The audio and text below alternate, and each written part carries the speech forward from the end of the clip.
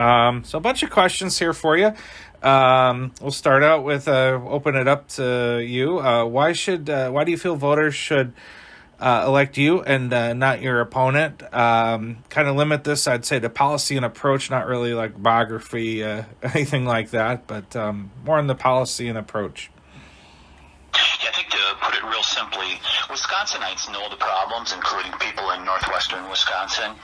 And what I have been talking about is solutions. And that's what we will talk about from here to the election, is the solutions to the problems. Because people are familiar with them, whether it's inflation, high energy costs, a border that's out of control, crime, our schools that are where we're seeing indoctrination at times instead of education. People know the problems. But ultimately, I think it goes back to weakness. For the last year and a half, since President Biden has been in office, the Biden administration has projected weakness in many ways, and as a result, we've seen a weakening of America. And I believe that I have the solutions. I should say, I believe that the solutions that I'm presenting are time-tested and will work in the future. It just takes the will to implement them. Okay, yeah. It's assuming you get the re-election here in November. What single issue would you prioritize in your coming 2-year term? And then once you name it, describe what you would like to accomplish with that for our voters here in Northwest Wisconsin. Okay, so Robert, you want a single issue, is that right? Gotta pick one of them, yeah. I know that's hard. There's a lot of choices, and normally I would say inflation, sound money, having a balanced budget. I would say that's the biggest concern, and I think for many Wisconsinites that is their biggest concern.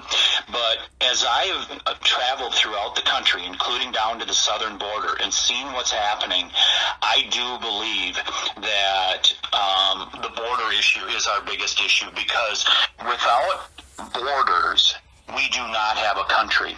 And right now, we do not have a secure border, in spite of what the Biden administration would say. It is the biggest issue because we have millions of people now that have come in just a little over a year and a half since President Biden announced he was going to open the borders on January 20th of 2021 via executive order. Millions of people that have come into the country illegally. But what has come with that? First of all, it is a very big national security issue because we have people with ties to terror that are coming into our country illegally. Secondly, we see the human trafficking that's going on. The Biden administration has turned our United States government into one of the biggest human traffickers in the history of the world. I mean, the Biden administration is actually facilitating it at this point, especially when you have Border Patrol agents who I've talked to who will tell you that they no longer do their job of stopping drugs, of stopping people coming in illegally. They just serve as a concierge service to bring people to allow people into this country illegally. And the third, and by the way, in regards to the human trafficking, it is horrible what is happening down there on the border. And as I said, I've seen it firsthand. But just think about the example down near San Antonio about a month or two ago, where 51 migrants were being trucked in a semi-trailer and they fried to death. That is unconscionable and should have never happened. If we didn't have open borders, it would not have happened. And the other thing that I would mention is the drugs that are rolling into the country. Every state is now a border state. And if you talk to the local sheriffs, including right there in Burnett County, they will tell you about the fentanyl that's coming in record amounts that are killing people across America. Number one cause of death now, people ages 18 to 45 years of age. And it really is no longer overdoses. It really is poisonings. And even our Department of Health Services in Wisconsin has declared an emergency in regards to the fentanyl poisonings that are going on in the state of Wisconsin. So at the end of the day, while there's a number of issues that can really compete for number one, at the end of the day, I say getting control of our border is the number one issue before the American people. Yeah, and it's funny you said that because I actually did a story with Tracy, the Burnett sheriff, that it's running in Wednesday's paper about that. Have the did they both Burnett and Polk County sheriffs? Do they again? I'm pretty new here. Have they do they endorse at all, and have they endorsed you or? Yes, I know in 2020, I'm quite sure Sheriff Walk did. Okay. And but I've had numerous meetings with sheriffs across the district, including those two sheriffs, Sheriff Finch and Sheriff Walk, and we have talked about this extensively. In fact, I was on a trip down to the southern border where I crossed paths with Sheriff Walk, who went down and saw it firsthand down in Arizona at the Yuma sector. But I went even further at the behest of the Border Patrol. They encouraged me to go down to the Darien Gap in Panama. I did that a little over a year ago. Did you really? Wow. What was that? What was that like? If you can share that. Yeah, I saw people from over 100. Well, there are people from over 100 countries have come through the Darien Gap up from South America, making transit into America.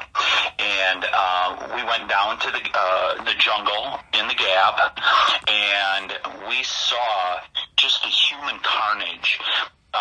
The local people down in the community of Bajo Chiquito, which is one of the first communities that you come to after you go through the Darien Gap from South America, they estimated about 1 in 10 people were dying in transit through the Darien Gap. It was incredible what we saw down there, and really horrific in many ways. The stories we were being told of babies drowned, washing down the river. We saw people being wheelbarrowed in to a medical tent while in Bajo Chiquito because they could no longer walk.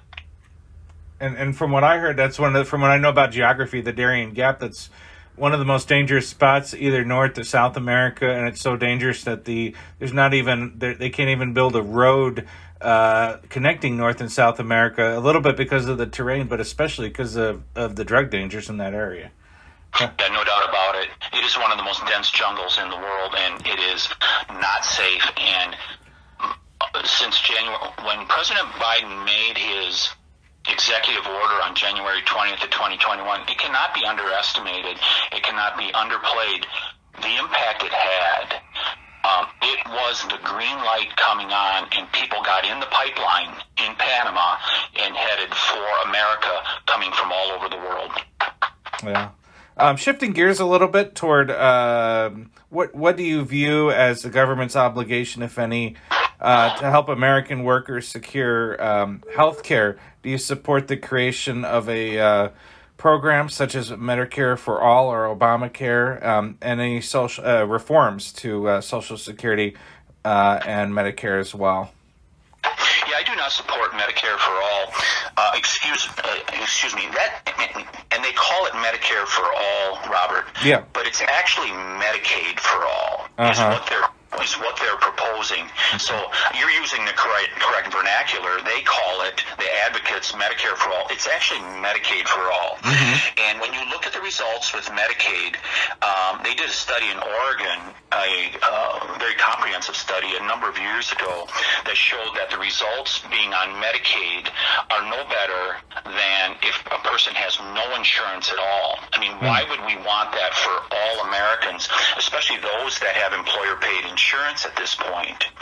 And in regards to Obamacare, I think what we need to do, there's been numerous attempts to overturn Obamacare, and I do think that should continue. But my focus is to give people more options, to give them more choices.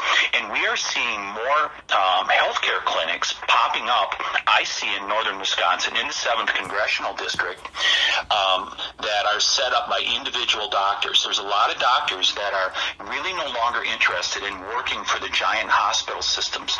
They want to be that family doctor. And I think we need to give more options by incentivizing at the federal level those doctors being able to practice on their own, to bring back that family doctor that we know.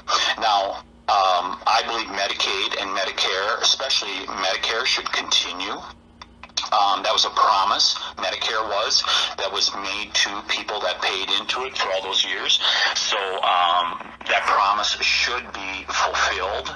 But like with Medicaid, we should go to a block grant system, return the money to the states, and let them put together their own Medicaid programs rather than the federal government using this cookie cutter approach, saying that this is how it should be done, because the federal government doesn't have the answers. The answers are much better when we have it come from the states, local governments, or to individuals. And ultimately, we should try to get back to that family doctor that we had 50 to 60 years ago. And we can do that if we would incentivize it at the federal level.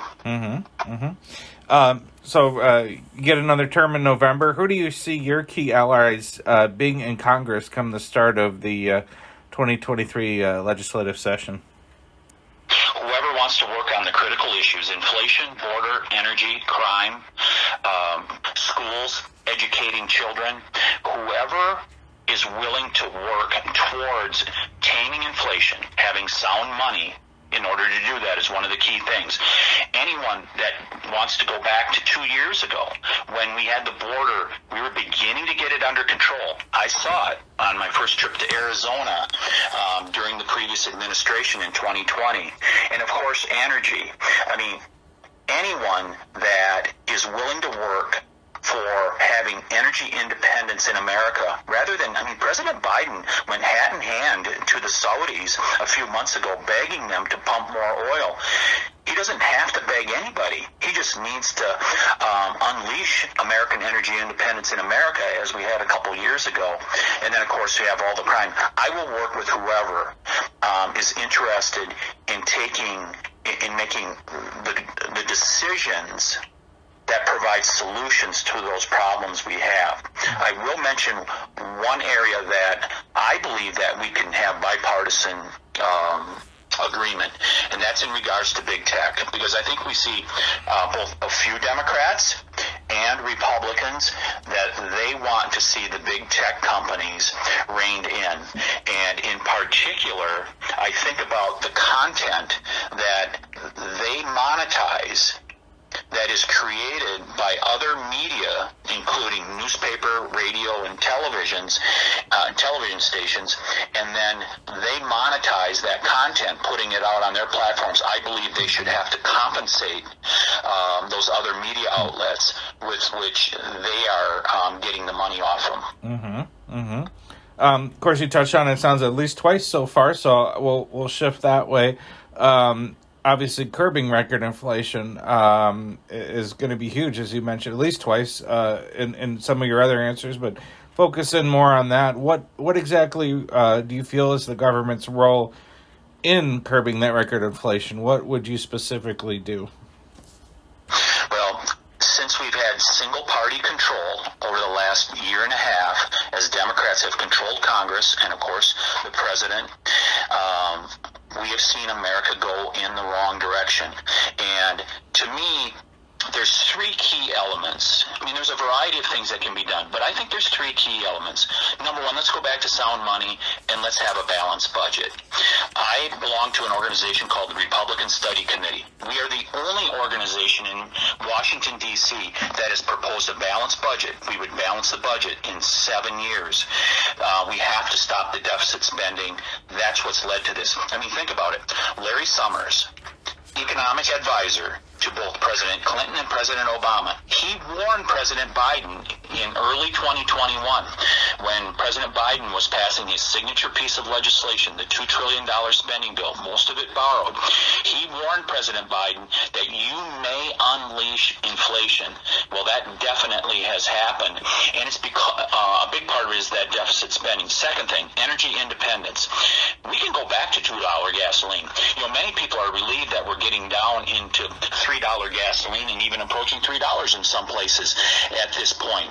But why should we settle for $3 or $3.50 a gallon when we had $2 gasoline. Mm-hmm. And we can get back there with energy independence.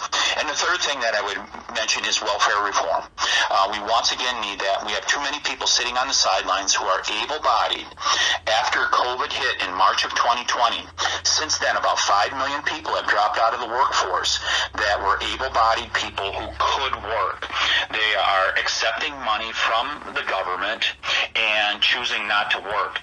We should have those people work. And if we do those three things, sound money, balanced budget, energy independence, and we have people get back in the workforce that are able-bodied, I'll tell you, that'd go a long ways to curbing inflation.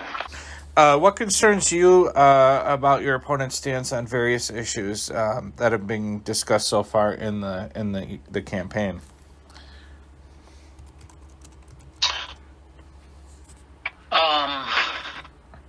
Is there anything you've said that really just kind of... Sure. So I know very little about my opponent. He just recently moved to the district, and he seems like a nice man. From what I'm seeing, the little bit that I'm seeing, it seems he supports the President Biden, Speaker Nancy Pelosi agenda, and I just think that's wrong for America. And but otherwise, I know very little about him. Name 2 goals of yours you feel would benefit the people living here in the 7th District. Setting aside these bigger issues that we've been talking about, inflation, crime, the border, all those things like that, a couple specific things that we could do. One is the welfare reform that I talked about. We have the lowest workforce participation rate in years here in America. In other words, fewer people are choosing to work. And as I cited earlier in the interview, there's about 5 million people that have left the workforce that we really don't know what happened to them. And able-bodied people. And if you talk to any employer, all you have to do is go to a restaurant and you can see what is happening. But it's true of employers across the United States, across Wisconsin, and including here in northern and western Wisconsin. And I think that welfare reform, much like we saw in the 1990s, what was so successful when there was a bipartisan agreement to have welfare reform, when enhanced unemployment benefits were ended back in about 2010, 2011. For people that remember, there was 99 weeks of unemployment. Guess when people went back to work? They went back to work on the 100th week. We need to do the same thing now, where we incentivize people to work, because those employers out there really, they need people to be able to fulfill those jobs, and it actually exacerbates the inflationary pressures not having those people work, because employers are continuing to they're continuing to raise wages, whatever, and that's going to trickle down to us, the consumers. Mm-hmm. The second thing I would mention, is there is a business that has started here in northern Wisconsin. They're called the Paper People, and they are seeing they have patents pending that could remove a significant amount of plastic waste from the waste stream. They have found paper products, innovated paper products that can be used for various forms of packaging that are primarily plastic at this point. And it is really encouraging to see what's happening there, because we may be on the cusp of a way to deal with one of our biggest environmental problems. That's the amount of plastic in the waste stream. And these people that are right in the 7th Congressional District, they have patents that may go mainstream here at some point that could solve one of our big environmental problems. Mm-hmm. So obviously some funding issues internationally. How important do you feel? What is your stance on the amount of aid we provided to Ukraine during the conflict with Russia? Do you feel about right? Not enough? We should be doing more. Should have done more. So I support the Ukrainian cause. I've been sanctioned by Vladimir Putin's Russia, and Vladimir Putin is clearly the aggressor in regards to this, and this should have never happened. I have voted against some of the Ukraine spending bills, though, because much of that money is borrowed, and it's harming us here in America. It's exacerbating that inflation.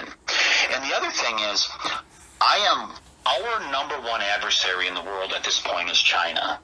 And I could get deeper into that if you want to, but we need to make sure we don't take our eye off the ball, that China is the greatest threat to freedom and democracy around the world.